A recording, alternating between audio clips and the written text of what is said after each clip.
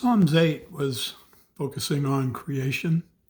Psalms 19 turns to the same subject, but with a little bit different slant. I want us to look at it because C.S. Lewis says this psalm is the greatest psalm of all 150. High praise, but let's experience it. Let's look at it. It starts off and says, "The heavens declare the glory of God," and it uses the word El. El. That's the word for God, the supreme God of all the societies around Israel. It's kind of a generic word like God in English, or in Greek theos. It applies to any divine deity. And as he starts off, you can see the psalmist is penetrating the world around him and finding common ground to talk about, but he doesn't go into nature. El, Baal, Ashtoreth, all of the gods of the Canaanites and the Babylonians and the Egyptians are nature gods. They're little pieces of nature wrapped up in some kind of deity that we can manipulate to serve our own ends. We've turned away from that in our society, but have we really?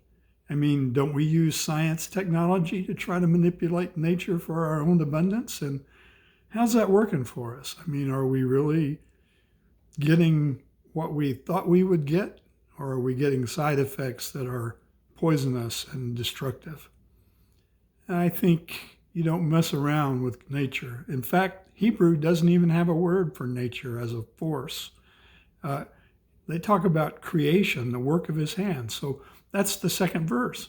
And the expanse proclaims the work of his hands. Finger play.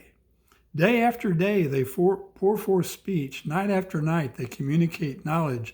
There is no actual speech or word, nor is its voice literally heard. Their message has gone out to the whole world, and their message and their utterances to the ends of the world. You think about that for a minute. This is God's body language, if you will. I mean, what you see in the hands of an artisan and what he produces tells you a lot about who that person is and what he's made out of and what he's thinking about. Just think for a minute. How much intelligence do you see in the world around us? Well, you can look at some people and you might miss it. But if you look at every person who is walking around on the face of this earth today, every animal, every plant, it's all made from DNA. It's all programmed. There's an internal computer program that is so complex that every cell in your body has that program. Every cell, trillions and trillions of pieces of cells that add up to the kind of information that just blows your mind. And that information is all there in order for us to adapt to our surroundings. And some genetics are shift in order for us to do better in some environments as opposed to others. God created that from the very beginning, knowing that we would need to change as our environment changed. That's incredible.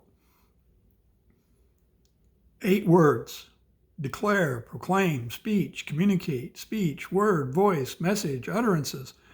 You get the idea that this nature, this creation that God has given us has something to say? But it doesn't use words. It takes intelligence and wisdom to penetrate it. And then he shifts. He shifts to talk about the sun. Now, most societies around Israel would see a sun god, a force. He calls it it. He doesn't even give it the benefit of he or she. In the heavens, he has pitched a tent for the sun. He there is El, God, has pitched a tent for the sun. The tabernacle. He's built a tabernacle for the sun. You think John may have read that and thought about that before he wrote the first chapter of his gospel when he talked about Jesus tabernacling, living in a tent of a body among us? Yeah, powerful image. It's, the sun, is like a bridegroom coming from its home. It rejoices like an athlete running a course. It rises from one end of the heavens and circles to the other end. Nothing escapes from its heat. But it isn't very intelligent. It's powerful, but it's in the control of a creator. And he gives us 2 powerful images. light and heat. Now, some of you have been to Israel. I've been to Israel. One thing you know about in southern Israel, where David grew up, it gets hot and the sun is intense because there's no trees. There's no shade. You find a bush, you try to get under the bush. It's extremely hot. It penetrates. It exposes everything. Nothing escapes the heat, it says. And as he thinks about that, he turns to what God, our Savior, God the Creator, Yahweh, who he is. The next few verses. The instruction of the Lord is perfect, renewing one's life. The testimony of the Lord is trustworthy, making the inexperienced wise. The precepts of the Lord are right, making the heaven glad. The command of the Lord is radiant, making the eyes light up. Radiant, it's bright. The command of the Lord is bright. It resuscitates you. It revitalizes you. It makes your eyes light up. It doesn't just open your eyes. It makes them brilliant and purposeful. It's incredible. The fear of the Lord is pure, enduring forever. Wow. Relationship. The fear of the Lord, that's respect and awe and his willingness to be among us and let us approach him. And the ordinances of the Lord are reliable, altogether righteous. Wow. There's another one right there. 6 times he uses Yahweh, Yahweh, Yahweh. Instruction, testimony, precept, command, ordinance. They're all shades of various meaning, but it all comes down to the fact that he is giving us information about who he is so that we can have a relationship with him and live our lives to the fullest. And then he drives it home with another illustration, another metaphor. They are more desirable than gold, than an abundance of pure gold, and sweeter than honey dripping from a honeycomb. Wow.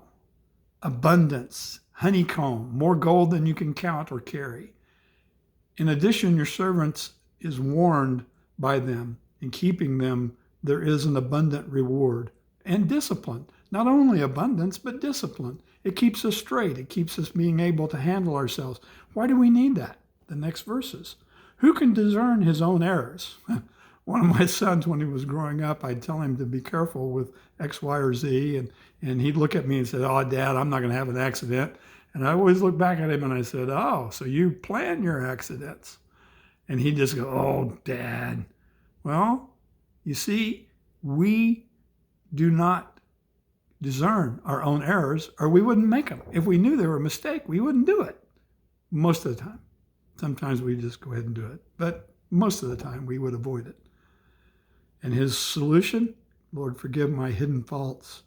Keep your servant from willful sins, arrogance, from being headstrong. Do not let them rule me. Father, there are those things that I can't handle. My own arrogance is something that destroys my life. Then I will be acquitted and innocent of blatant rebellion, he says. May the words of my mouth and the meditation of my heart be acceptable to you, Lord, Yahweh, my rock and my redeemer.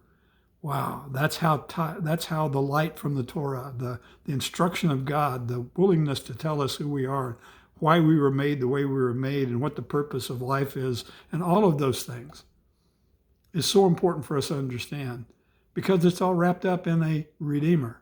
And that's a very powerful word in Hebrew history.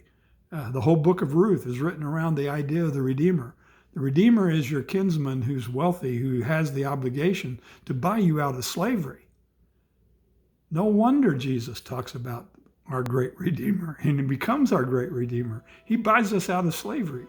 He comes into our pain and leads us out again.